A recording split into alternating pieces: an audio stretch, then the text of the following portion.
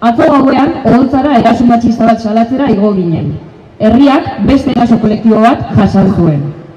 Atzo, feministas hijas de puta, poner la música, feminazis eta olako astakeriak entzun behar izan genituen.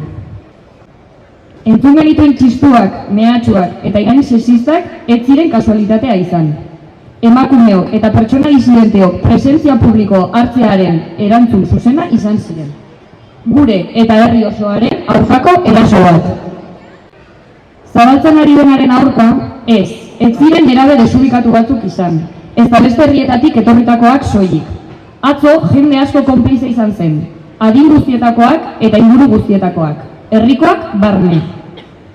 Gorroto diskurtsoen gorakada honetan, fasismoak eta matxismoak atzoko irainen itxura hartzen dute.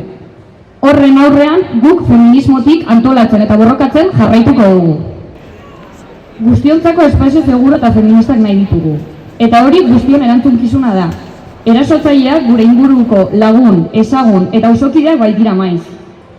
Bide horretan, bustitzeko eta zikintzeko unea heldu da.